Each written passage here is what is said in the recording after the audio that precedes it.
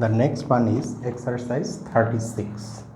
Here a permutation beta is given, which is a product of this 7 cycle and this 3 cycle, and you can see that they are disjoint.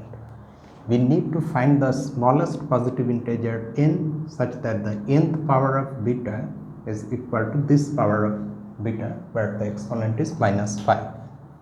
So let's see the solution.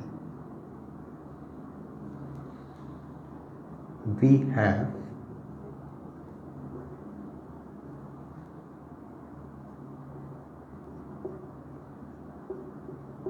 this, which is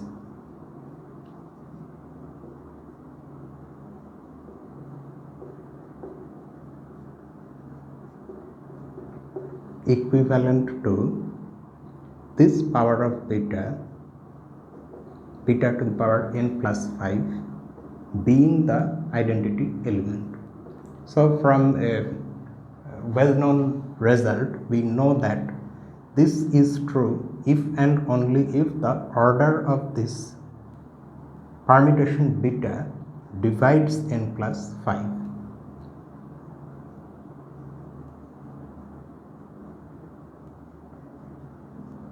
This in turn is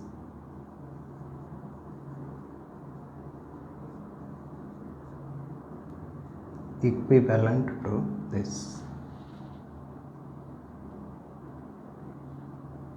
order of beta dividing n plus 5. So that means now we need to know the order of beta. Since the order of beta is what will it be?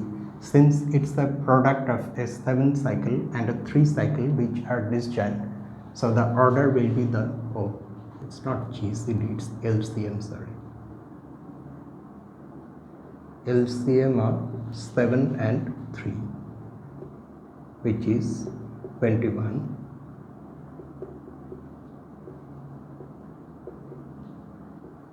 We have 21 dividing n plus 5. Now we need the smallest positive integer n for which this will happen, because this now becomes a necessary and sufficient condition for this equation to be true. And you can of course see that the smallest value of n is 16, because 16 plus 5 is 21. The smallest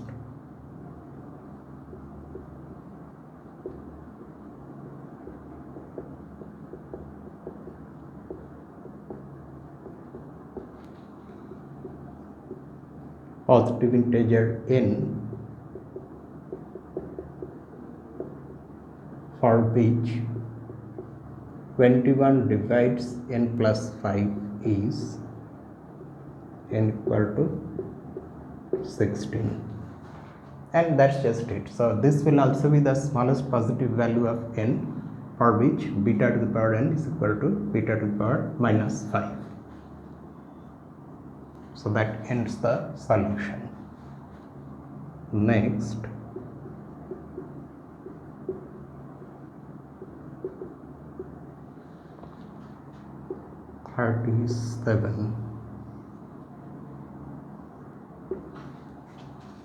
and the 37th one is this: let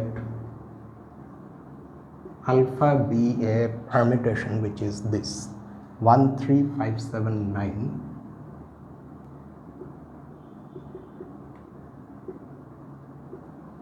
times 246 times 810. Okay. If alpha to the power m is a 5 cycle,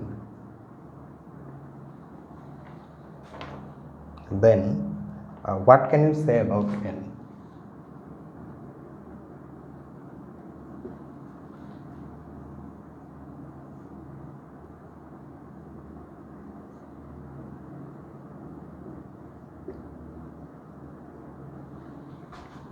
Okay, so alpha to the power m is given to be a 5 cycle.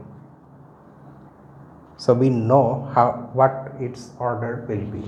Its order, the order of alpha to the power m is 5, and we will use that.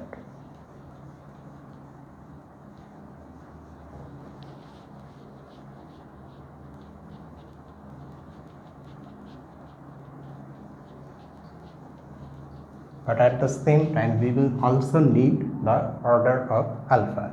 So let us first calculate the order of alpha.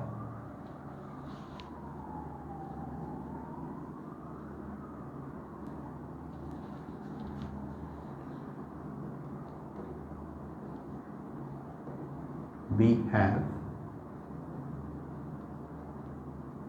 order of alpha, since alpha now is a product of these cycles, which you can of course see are mutually disjoint. No symbol appearing in any one cycle appears in the other 2 cycles. So that's why the order of alpha is the LCM of what is this cycle length? 1, 2, 3, 4, 5. This one is a 3 cycle and that one is a 2 cycle. Now these are all mutually relatively prime positive integers. So the LCM is their product, that means 30. Now it is given that alpha to the power m is a 5 cycle. So 5 is the order of alpha to the power m. But we also know a result which lets us calculate this in terms of m and the order of alpha, and the formula is this. It is the order of alpha divided by the greatest common divisor of the order of alpha and m. Now order of alpha we have from here, so that is 30 divided by the GCD of 30 and m, which implies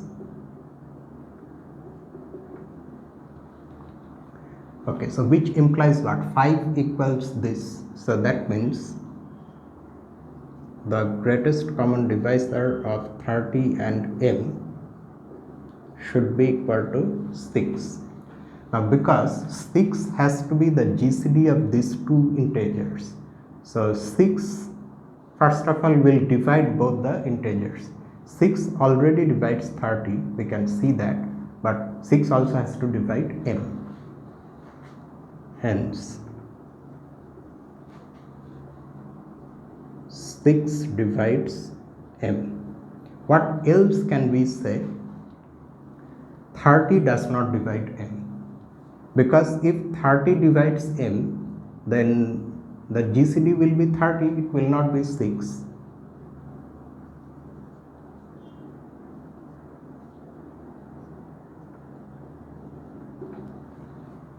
Because this is an odd numbered exercise, the solution is already given in the text, at the end of the text, in that part where you have solutions, where the author in fact writes like this: m is a multiple of 6 but not a multiple of 30, the same thing.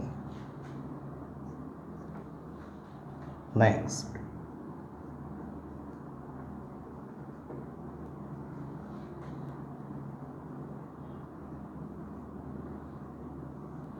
(38). Let H be equal to the set of all permutations beta of 5 symbols, that is, they are coming from the symmetric group of degree 5. All such permutations which keep the symbols 1 and 3 fixed.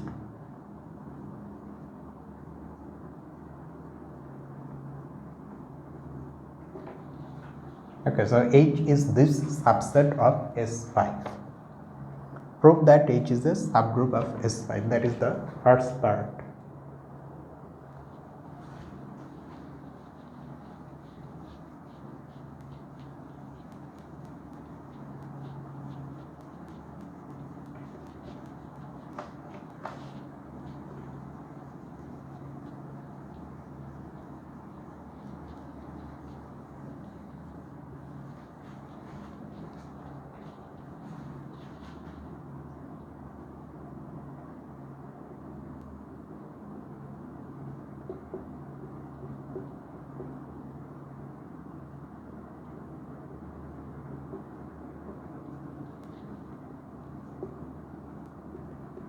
Which is rather easy. Next, how many elements are in H? How many elements are in H? We also need to find out the order of H. Next, is your argument valid when S5 is replaced by Sn? Okay.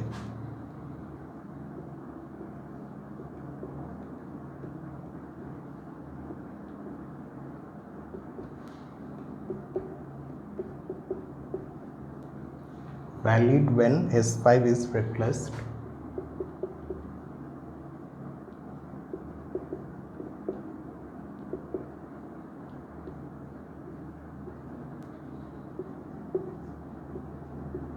by Sn for n at least 3.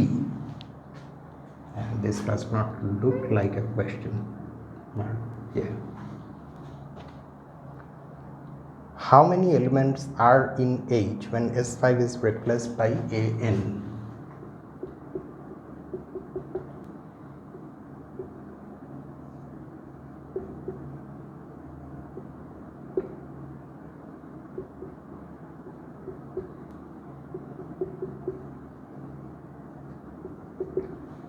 When S5 is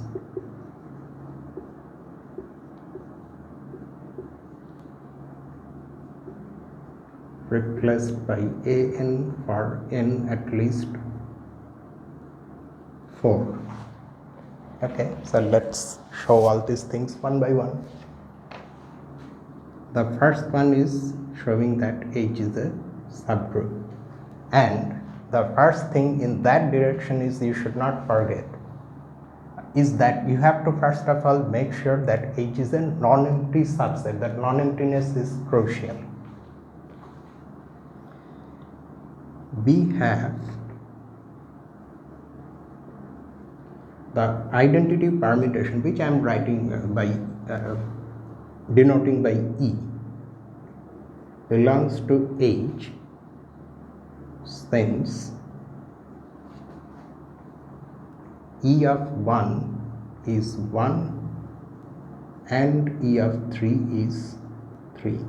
In fact, E does not change any symbol. That's the definition of E. So in particular, it also does not change 1 and 3. So E is in H, and hence H is a non-empty subset of S5. Next, we will take any two elements in H and show that their product is again in H, and that will be enough. We need not bother about inverses. That is because our original group S5 is a finite group. Although it has 120 elements, but still it's a finite group. So only being close with respect to multiplication and being non-empty is enough for a subset to be a subgroup. So let alpha and beta belong to H. Then alpha and beta are permutations in S5, and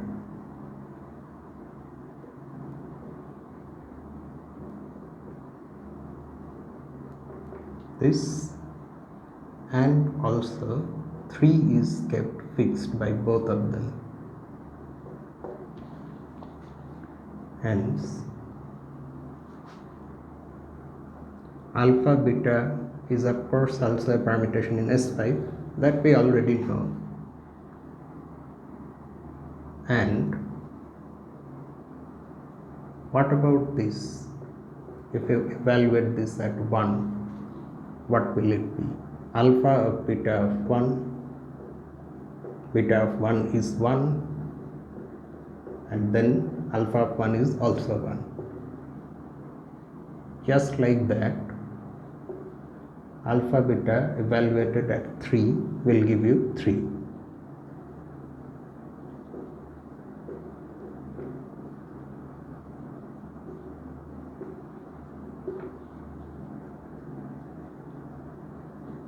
This shows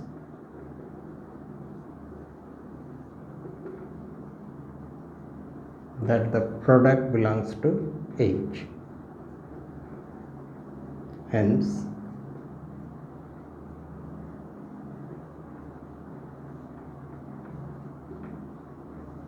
H is a subgroup of S5. So that is the first part. Then in the second part we have to figure out the number of elements in H. Now the number of elements in H, now let's just see what type of elements H has. Namely, those elements beta such that beta fixes 1 and beta fixes 3. Now besides 1 and 3, you also have these symbols 2, 4 and 5. I mean in S5 we have those permutations which are permutations of these symbols, right? Now among those permutations we are considering particularly those permutations in H which do not change these two symbols. That means those permutations will whatever they do, they will change these other symbols 2, 4 and 5. And how many permutations are there which change these symbols 2, 4 and 5? And by change these symbols I also mean to include the identity permutation which actually does not change these symbols, but I am just simply saying in general that these two remain unaffected, but now these symbols have to be changed. There are 3 symbols, so the number of permutations acting on these 3 symbols is 3 factorial, that is 6. Hence, that is the order of H. So we can write like this.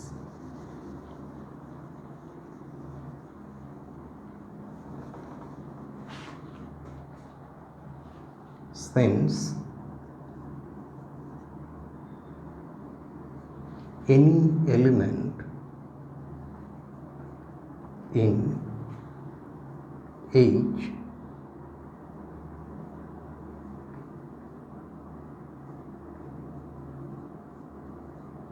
effectively acts on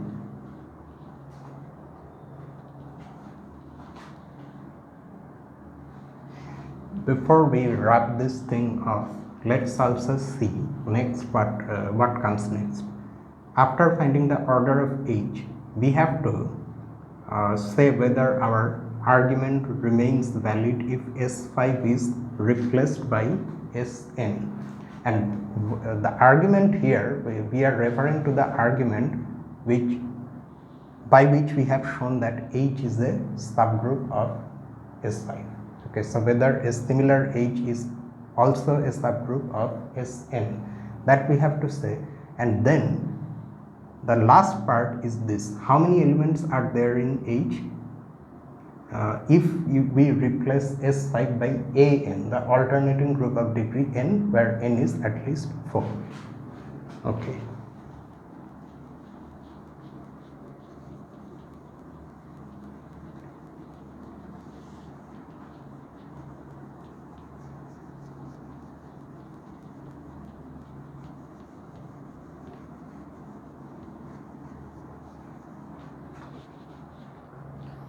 effectively acts on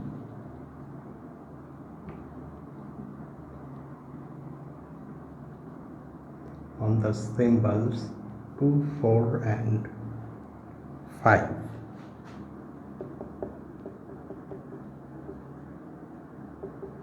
We have the order of h equal to 3 factorial, which is 6.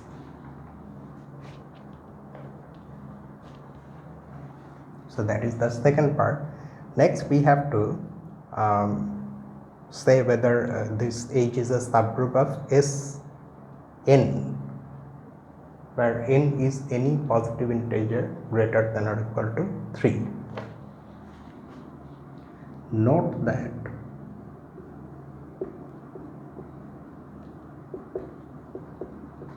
if we replace S5 by Sn, where n is at least 3, and have h to be the set of all permutations now on n symbols, which again fix 1 and 3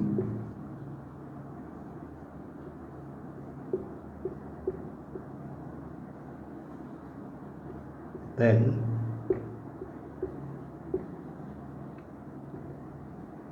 the same argument of the first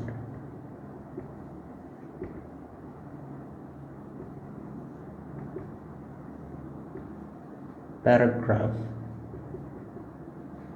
shows that h is a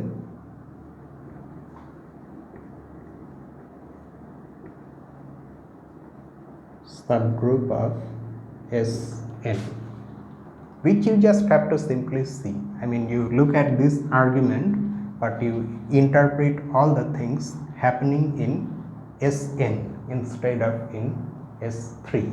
S5. To allow at least 3 symbols, 1, 2 and 3, we have this inequality, n greater than or equal to 3. Okay. Now next we are replacing Sn by S5 by in fact An, the alternating group of degree n, where n is greater than or equal to 4. And in this case we have to now say, in this case also h will turn out to be a subgroup, but we now need to say what its order is. We need to figure that out. For h equal to the set of beta belonging to An, where beta of 1 equal to 1 and beta of 3 is equal to 3. For this new h,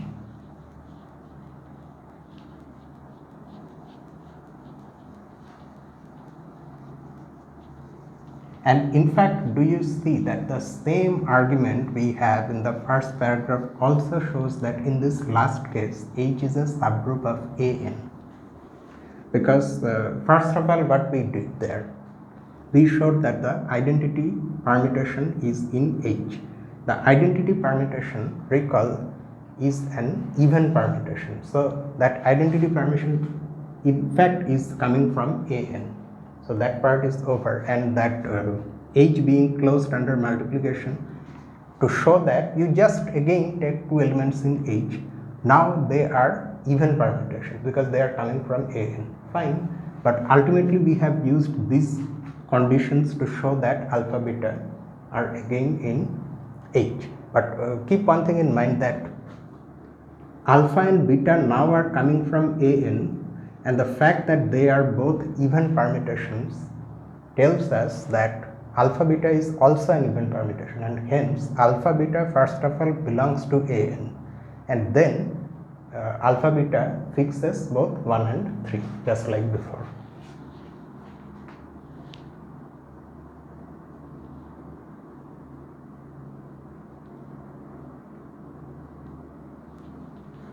Okay. Now just like we calculated this order, what will happen here?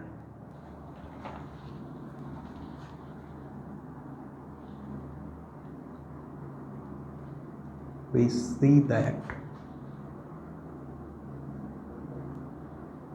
any element of H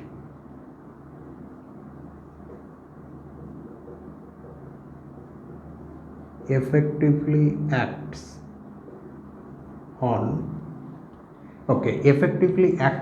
two symbols we are not considering, 1 and 3. Besides these, we have how many more symbols? The remaining symbols are n minus 2 in number on n minus 2 symbols. Hence, this is equal to the number of permutations on n minus 2 symbols that are even. Now, number of permutations on n minus 2 symbols is n minus 2 factorial, but all of them are not even. In fact, half of them are even and half of them are odd. That is why you have to divide by 2. So this is the order of this last H, and that's where the solution ends.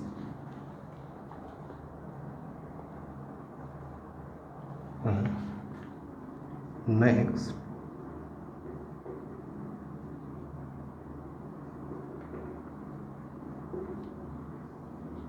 RP9. Just give me a moment.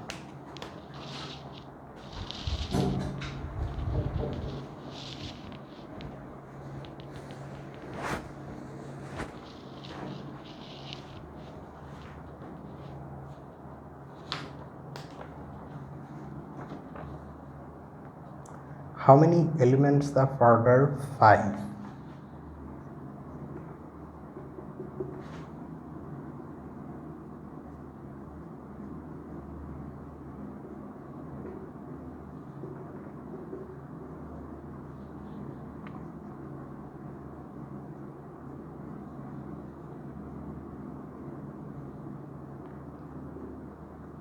Are there in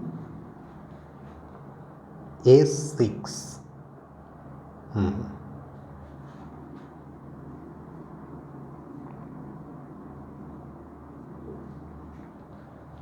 Elements of order 5 in any permutation group look like what?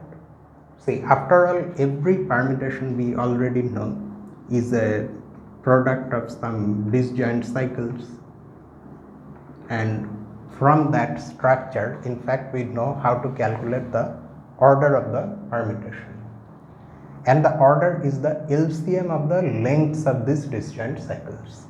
So from this definition, you can see that if we consider a permutation of order 5, then because LCM has to be equal to 5, and an LCM by its very definition is a least common multiple. The only case when this can happen is when the permutation itself is a 5 cycle. There is no other possibility, because if you have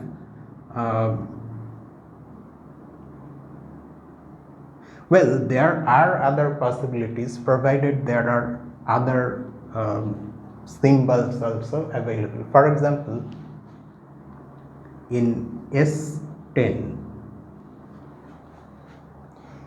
a permutation whose order is 5 is either a 5 cycle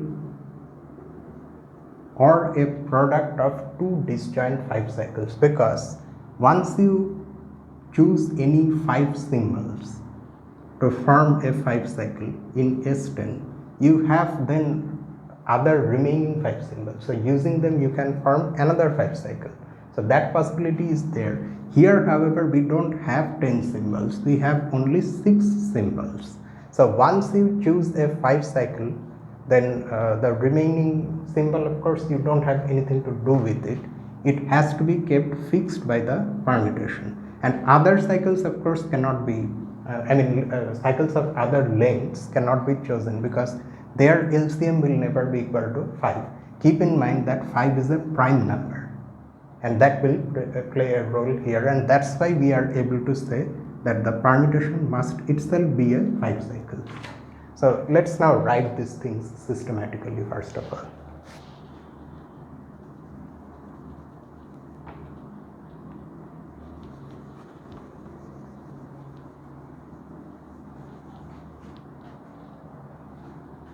Since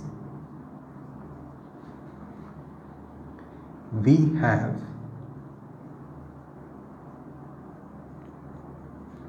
only 6 symbols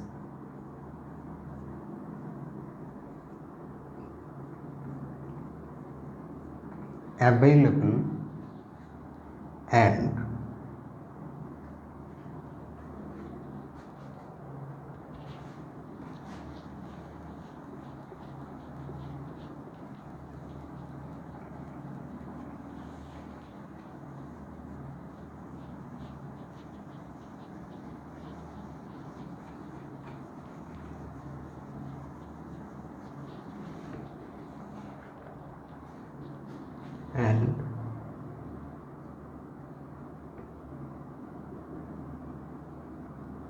okay, so let us include that thing also,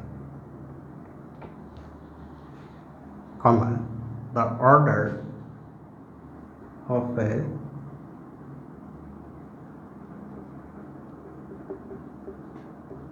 permutation is the LCM of the cycle lengths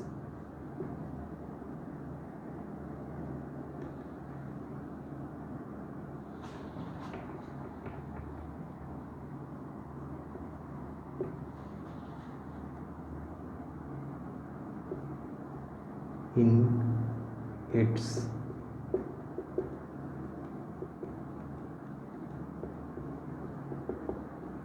representation as a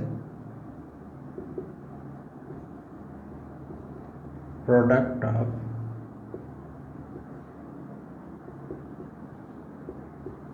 disjoint cycles, and 5 is a prime number.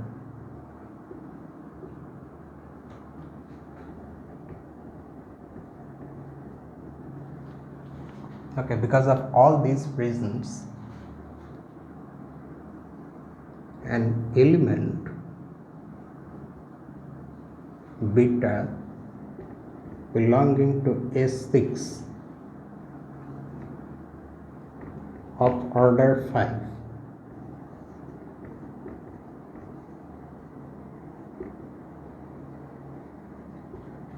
must be a 5 cycle. Note also that we actually have not messed up, because a 5 cycle in fact is an even permutation, so it will belong to S6. And don't forget, we are in the alternating group, not in the larger symmetric group S6. So a 5 cycle having odd length is an even permutation. We already know, we have seen these things. So that means we need to calculate the number of 5 cycles in S6.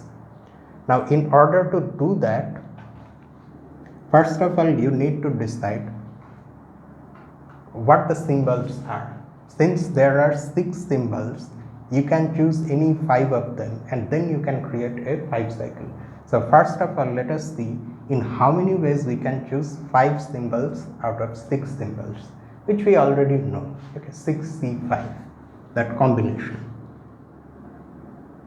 So the number of elements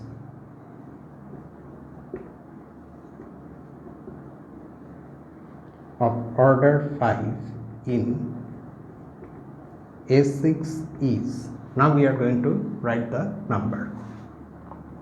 Number of ways of choosing 5 symbols from among 6 symbols is this binomial coefficient, 6 choose 5.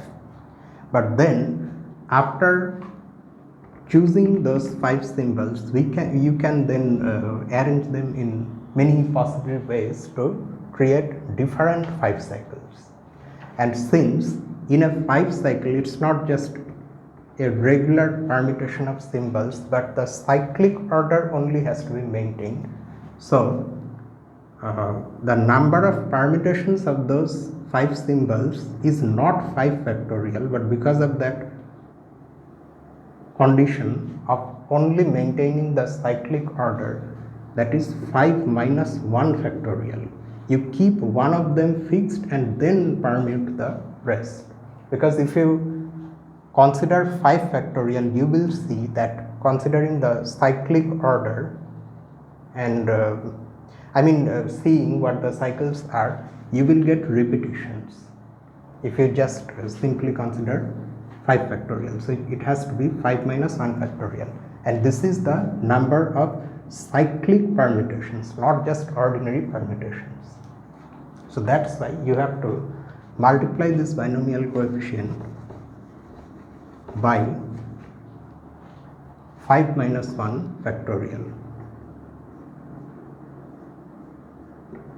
and you will see that it ultimately turns out to be equal to 134.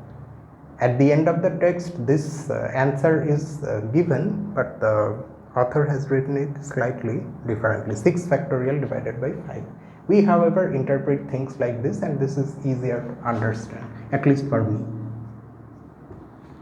So that's how we calculate the number of elements of order 5 in the alternating group of degree 6.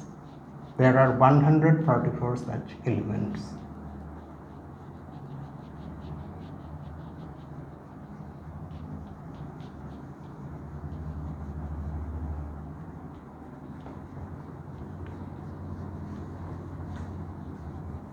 Now it will be a good idea to refill before we proceed any further.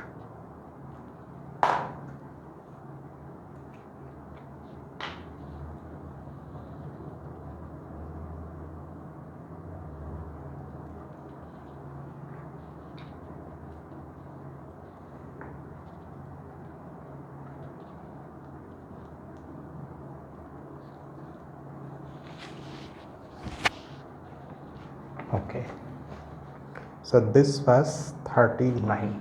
Next,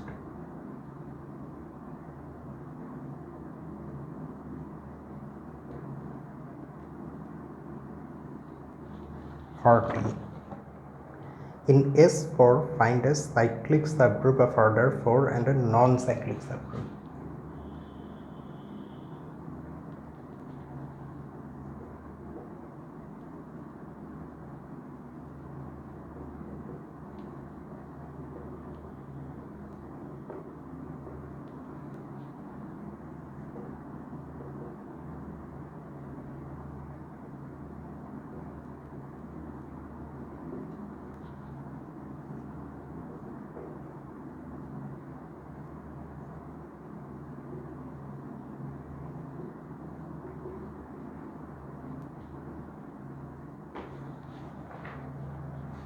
We will just simply write down the examples.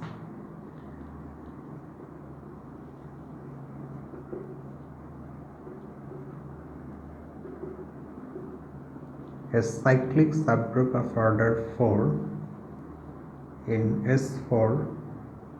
Clearly, you just have to consider the cyclic subgroup generated by an element of order 4, and A 4 cycle you can take. For example, this 4 cycle. So this cyclic subgroup will have order 4. And a non-cyclic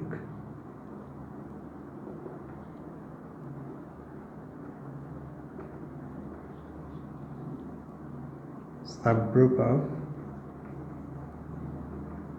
order 4 in S4 is this set consisting of the identity element, the identity permutation, the 2 cycle 1, 2, this 2 cycle 3, 4 and their product.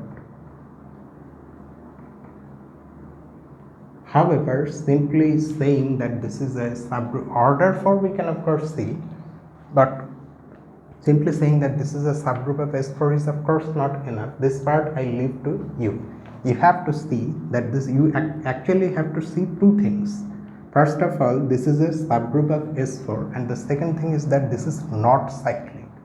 Showing that this is a subgroup of S4 is usual. It is, of course, you can see it is non-empty.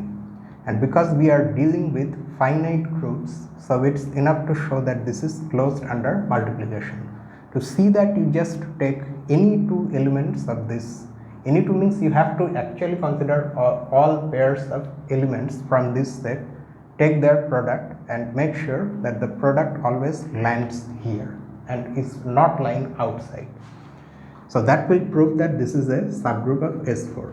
And non-cyclicity, about that you just notice that there is no generator. That means there is no element in this subset whose order is 4, and that in fact is rather easy to see. The identity element itself has order 1. These 2 cycles, each one of them has order 2, and this permutation, which is a product of 2 disjoint 2 cycles, its order is the LCM of 2 and 2, so that is again 2. So because of a lack of elements of order 4, this cannot be cyclic. This is not cyclic. It's a non-cyclic subgroup of order 4.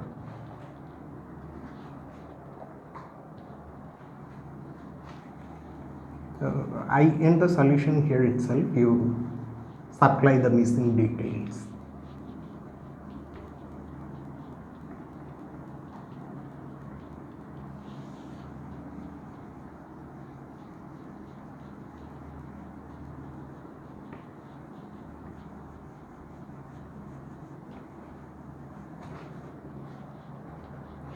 Next,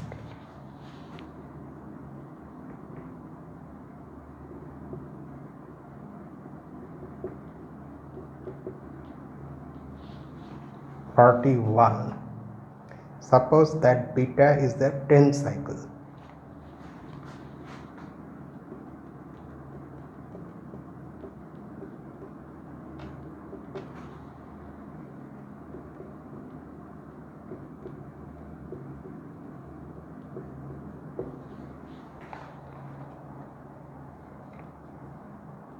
For which integers I between 2 and 10 is okay. For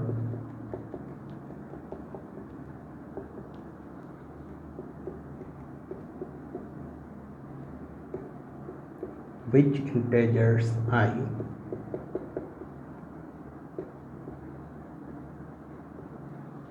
between 2 and 10 is the ith power of beta to the power I, also a 10 cycle.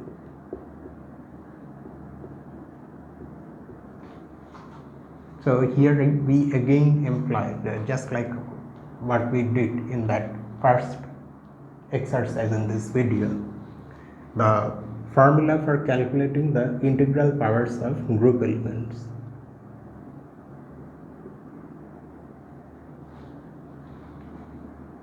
So it is given that beta is a 10 cycle, and we also want beta to the power I to be a 10 cycle.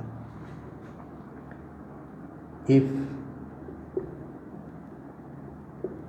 this is a 10 cycle, then its order is 10.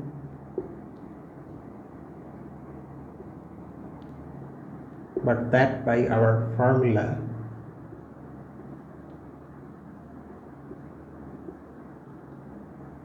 is this, which equals, because beta also has order 10,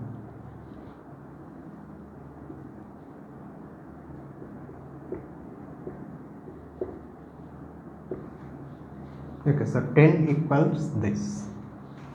Hence the greatest common divisor of 10 and I should be equal to 1. In other words, 10 and I should be relatively prime.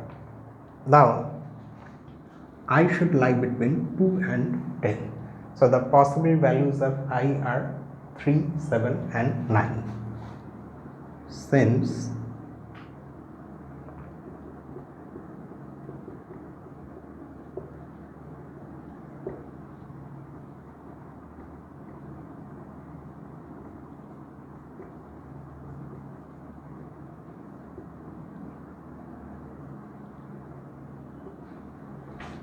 three, 7 and 9.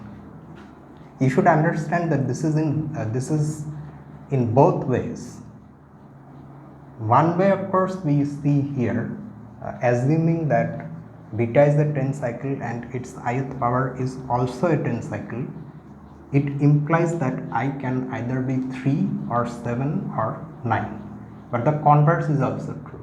If I is either 3 or 7 or 9 and your beta is any 10 cycle, then you can calculate the corresponding powers of beta, the ith powers. You will find that you are still getting 10 cycles.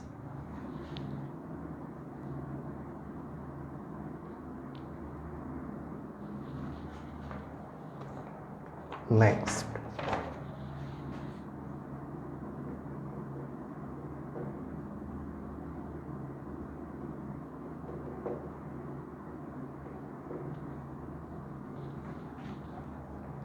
in S3 find elements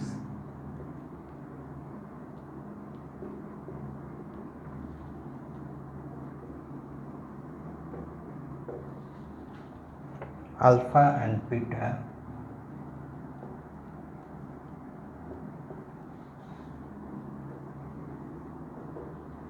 such that the order of alpha and beta are both equal to 2.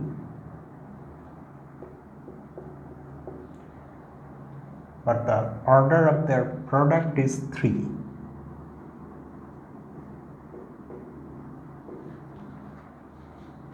This is also actually very easy, provided one is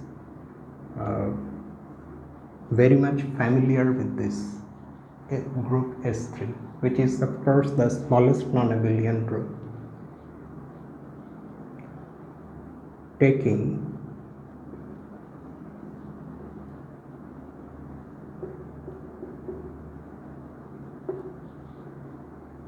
and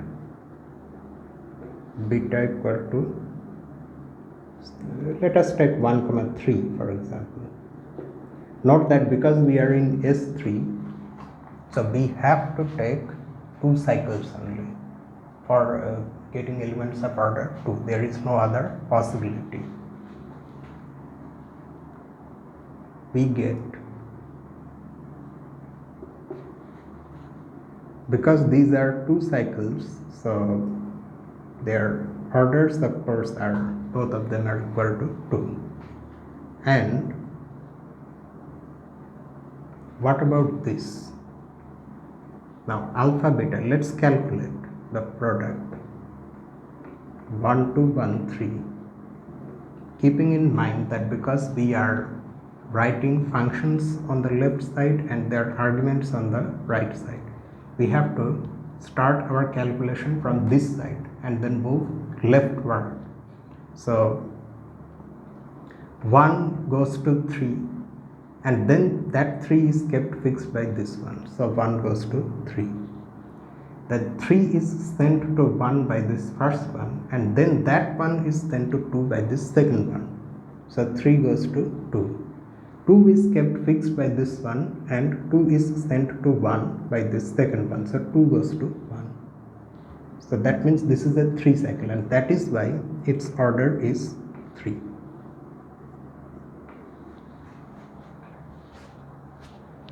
Next,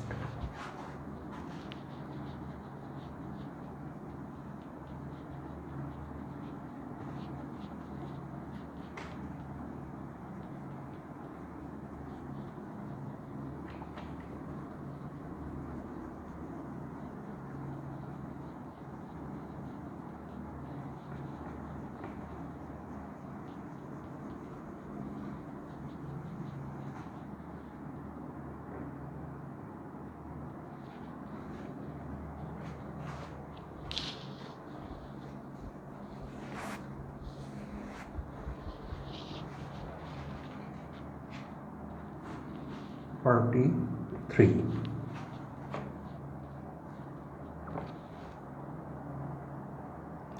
It's difficult to keep my mind in one place. You see, the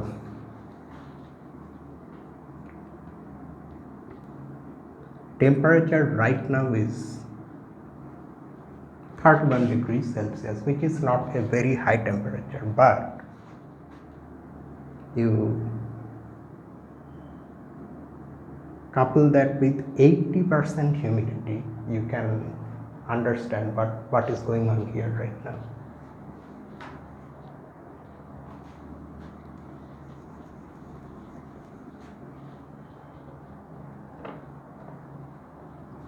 Find group elements alpha and beta in S5.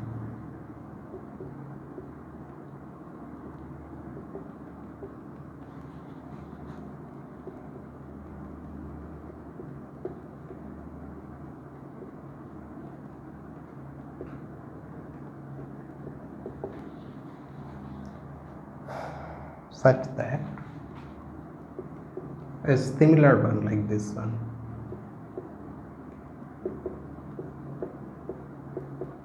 Alpha and beta both have order 3.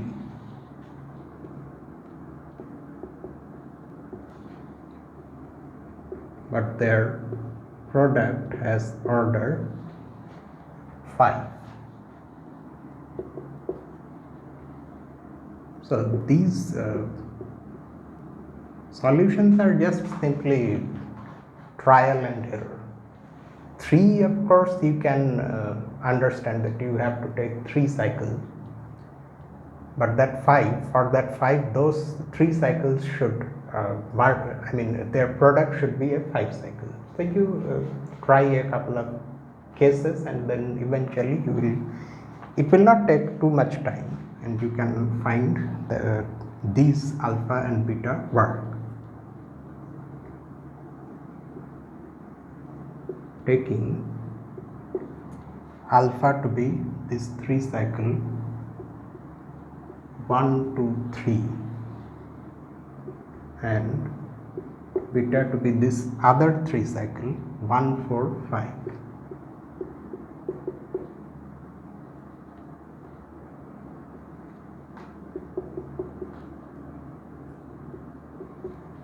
We get, first of all, because we have taken 3 cycles, so they have order 3, both of them. And now we calculate their product.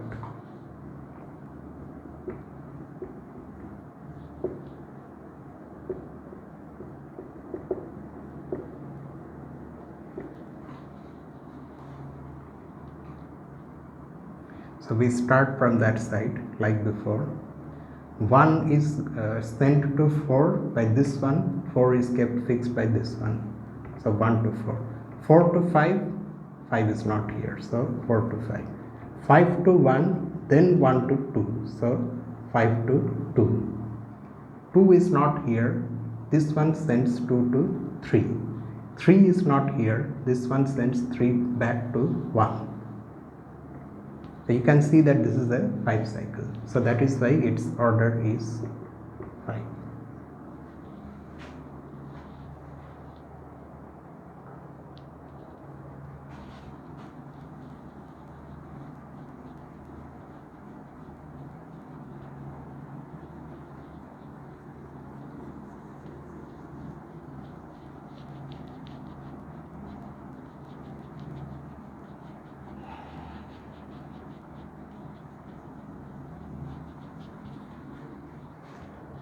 Next,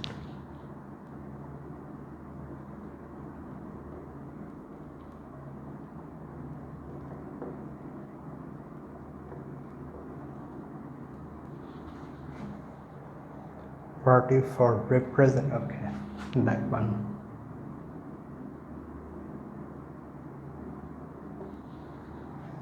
Represent the symmetry group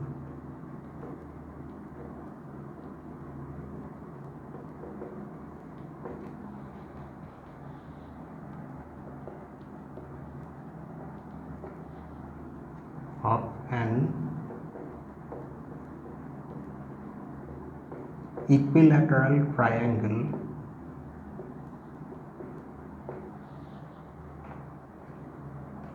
as a group of permutations.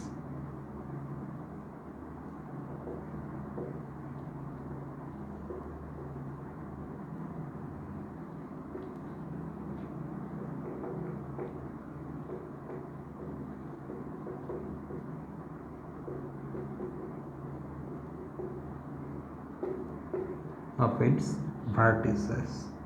So as a solution, I will just simply show the symmetries and will show the association which will tell us which symmetry corresponds to which permutation.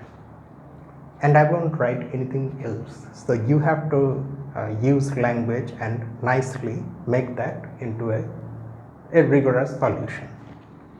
So we are just going to draw the diagrams showing the equilateral triangles and their symmetries, and what those symmetries correspond to as permutations of 3 symbols, that is as elements in S3.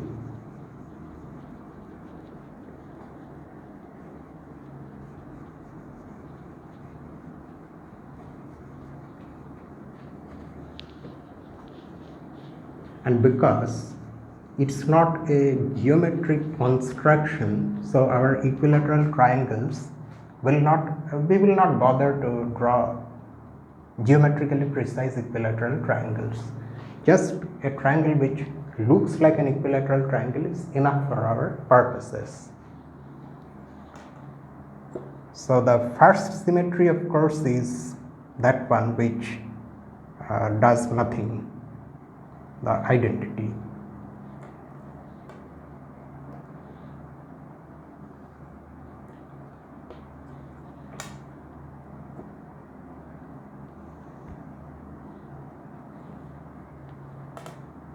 In fact, some people would not even bother to use rulers or anything because they just want to show the actual thing. But I also respect the presentation a little bit. This one looks nicer than just say simply drawing something awful like this.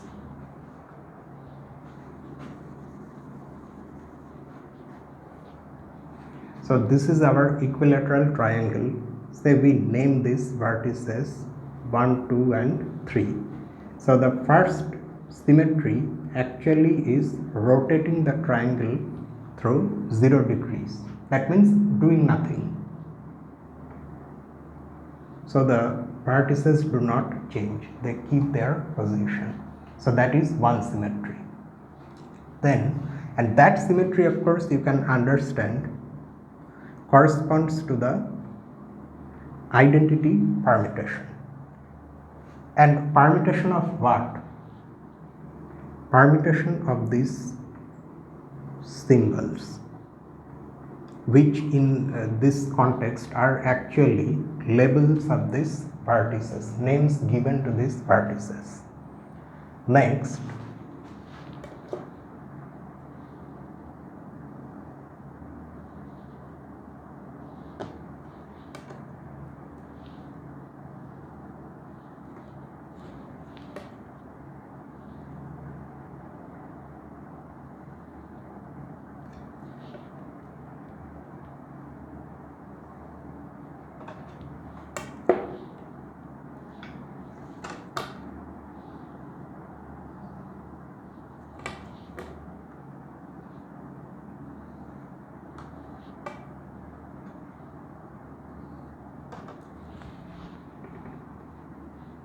this is R60, rotating the triangle about its central point, which of course is, you know what it is, through an angle in the anti-clockwise direction. Let's just assume that through an angle 60 degree.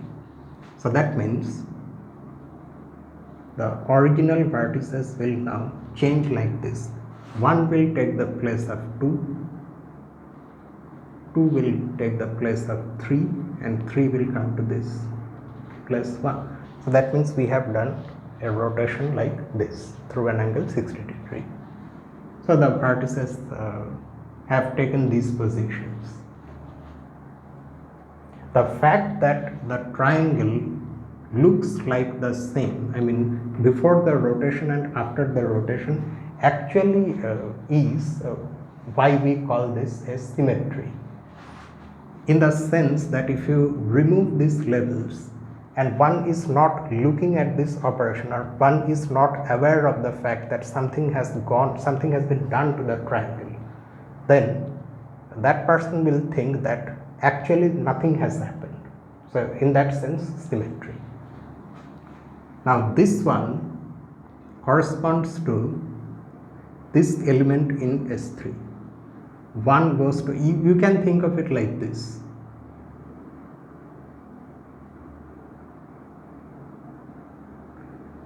Okay, but wait, what should I mean to which element in S3 should I make this one correspond to?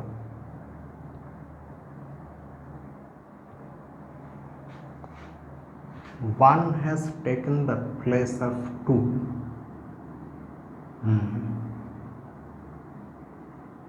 So can I say that 1 has gone to 2? I can either say that, or you can just simply consider it like this. 1 has become 3, 2 has become 1, and 3 has become 2. That way also you can think, but because that is not exactly what has happened here, so let us make it correspond to this element. 1 has gone to 2, 2 has gone to 3. That is, more precisely, 1 has taken the position of 2. That is, 1 has been sent to the place where previously 2 was lying. 2 has been sent to the place where previously 3 was lying, and 3 has taken the place of 1. So that's the thing. Like that, there is of course another one involving rotation.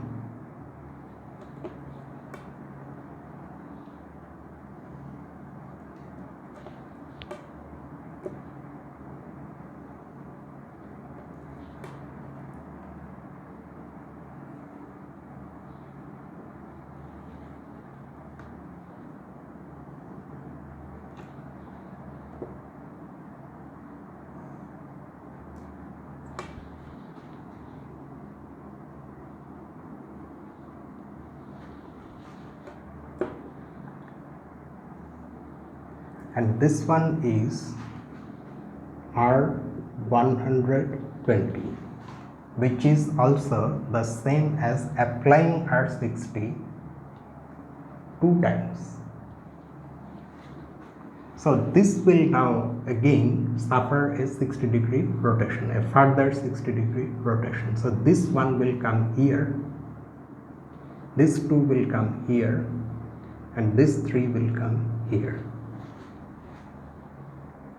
and that corresponds to, I think it will be nice to write E here, because otherwise you may confuse this with this one.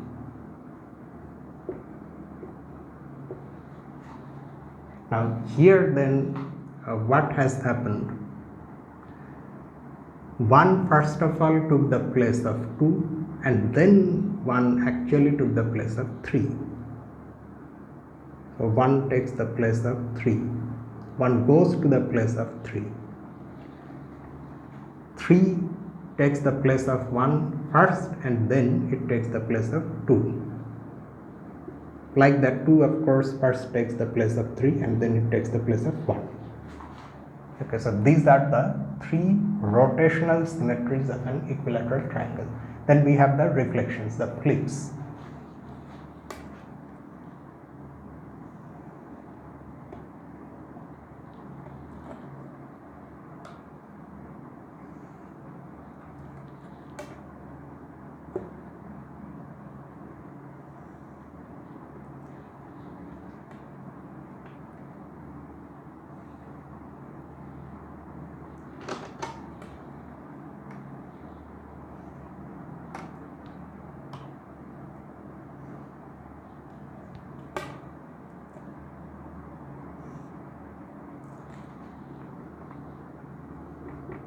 So one flip is F1, which is reflecting the triangle about this perpendicular bisector. It is like this, you reflect it like this, or this, you flip the triangle. So that interchanges 1 and 2 and keeps 3 fixed.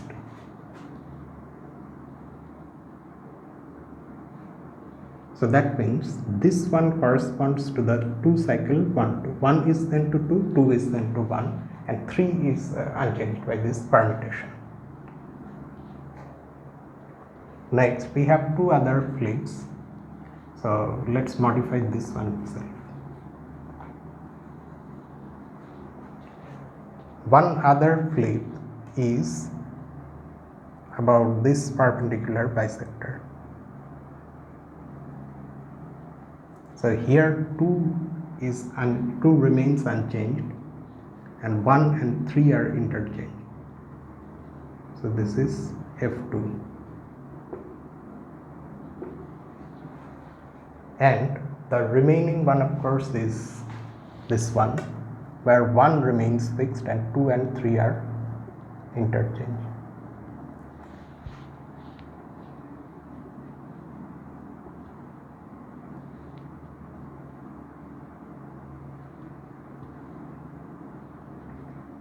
This is F3, and this corresponds to the 2 cycle 2, 3. So that is why S3 is the group of symmetries of any equilateral triangle. And these correspondences, keep in mind, are not just simply a way of attaching this symmetries, this actual geometric physical symmetries with these abstract symbols or functions, but this association creates an isomorphism between the group of symmetries of an equilateral triangle and the group S3. So they are in fact the same thing, group theoretically speaking. So you will then have to write all the things, I mean the actual solution based on this. You also mention the fact in the solution that this association sets up an isomorphism between the group of symmetries of an equilateral triangle and the symmetric group S3 of degree 3. Then next,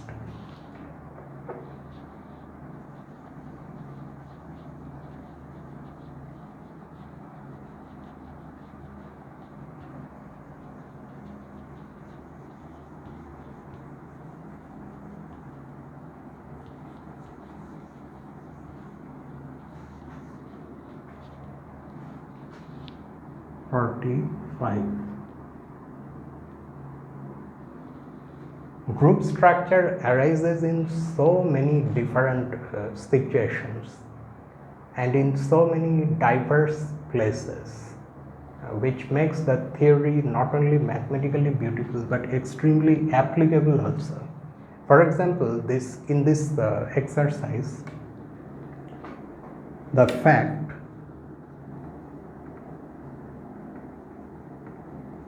represent the group of symmetries of an equilateral triangle as a group of permutations on these vertices. This word represent in fact is a technical mathematical word. There is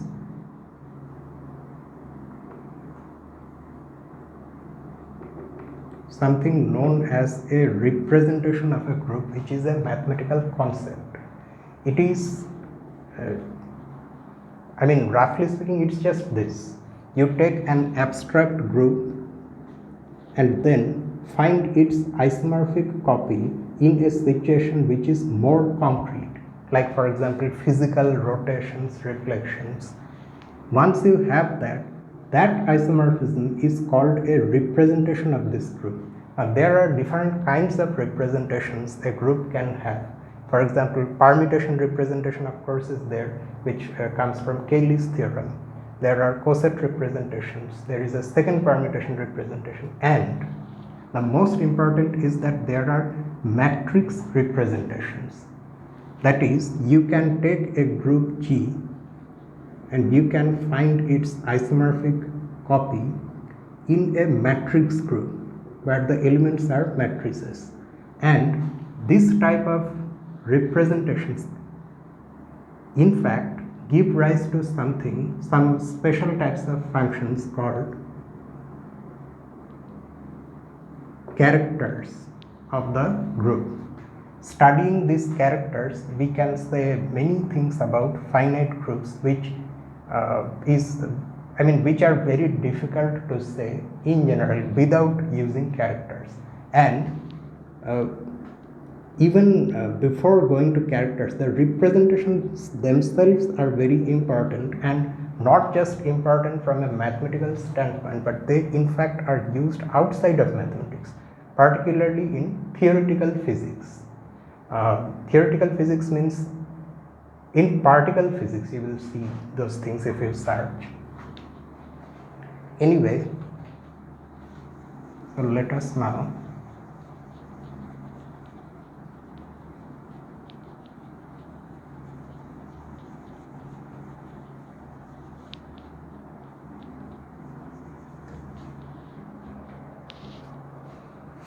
go to this next one.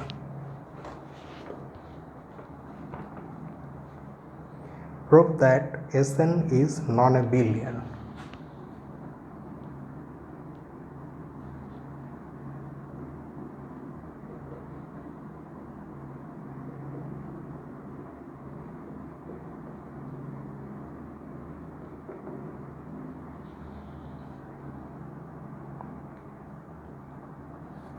Non-abelian for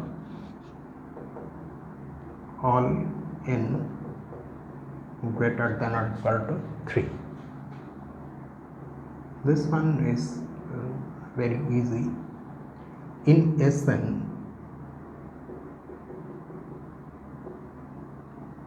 we have, what happens if we take the product of this two cycles,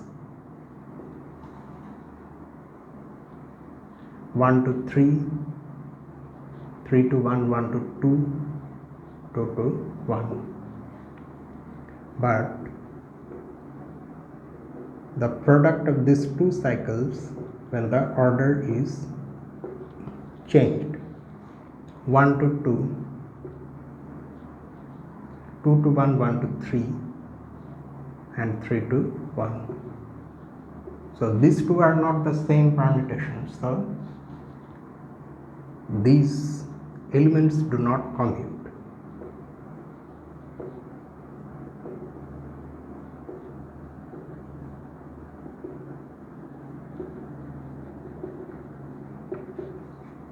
Hence Sn is non-abelian. And why do we need this n greater than or equal to 3? That is because we need at least 3 symbols, 1, 2 and 3. There may be more, there may only be these 3. But in any case, if we have n greater than or equal to 3, then such elements are always there in Sn which do not commute, and hence Sn is non-abelian. And finally, let us solve one more.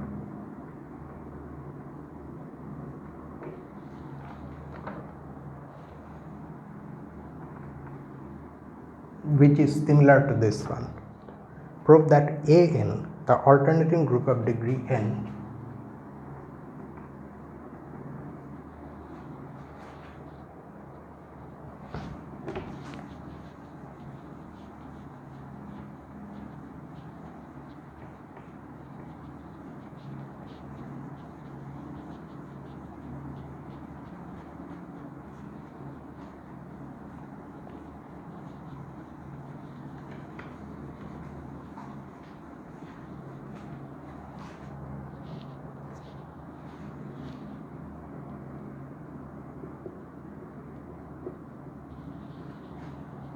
An is non-abelian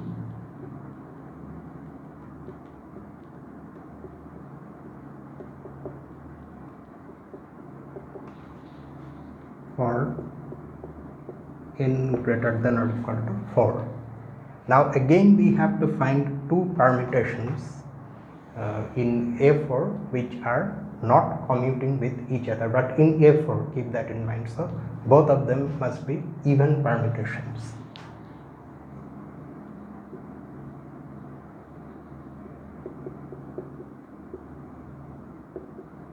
And we can take 2-3 cycles, I think, yes.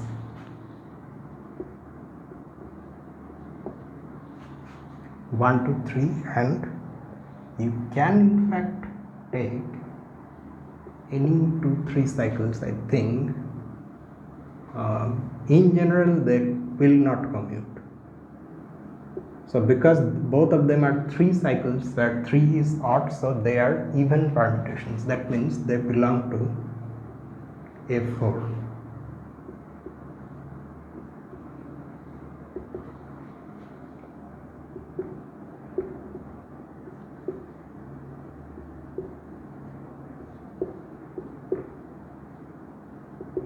One is kept fixed by this one sends 1 to 2. Okay.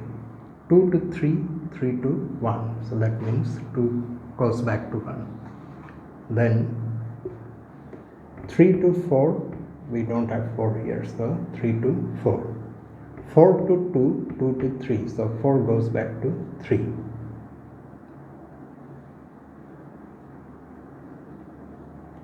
But 2, 3, 4, 1 to 3, this will be what? 1 to 2, 2 to 3. Wait, am I doing it correctly? 1 to 2, 2 to 3, yes, 1 to 3. 3 to 1, and we don't have 1 here, so 3 goes to 1. Then 2 to 3, 3 to 4, so 2 to 4. We don't have 4 here, and this one sends 4 to 2, so 4 goes to 2. And they are not equal. Hence, An is non-abelian.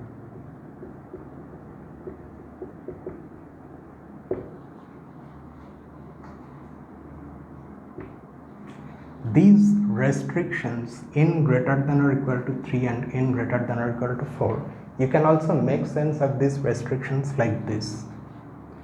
If n is less than or equal to 2, then n factorial is also less than or equal to 2, because 2 factorial is 2.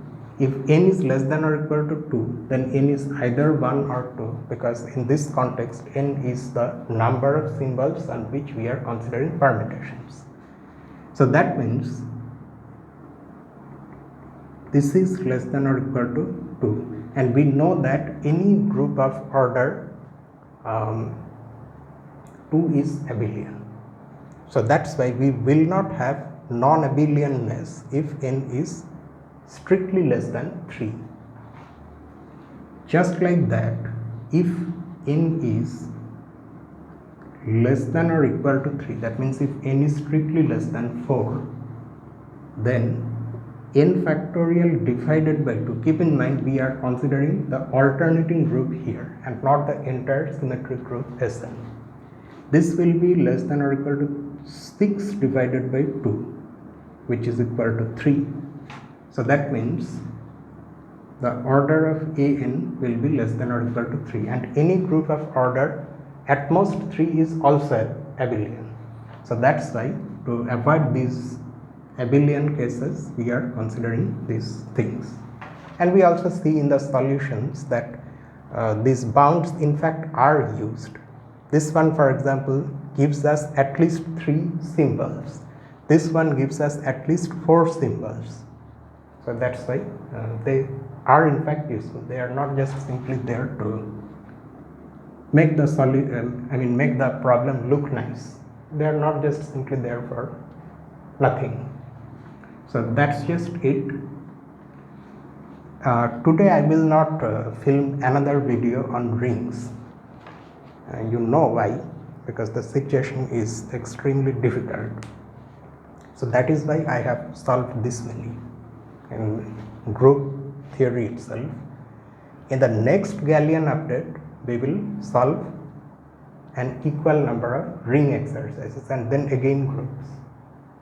And tomorrow, of course, we again have our real analysis, where we are next going to start studying infinite series. So that being said, if you have any doubts or you want to say something about these things, you are welcome to write in the comment section below, or you can mail me at my address, which will be, the link will be there in the description. So see you tomorrow with analysis. Until then, this is me, Lucifer, from a mathematical room. Have a nice day.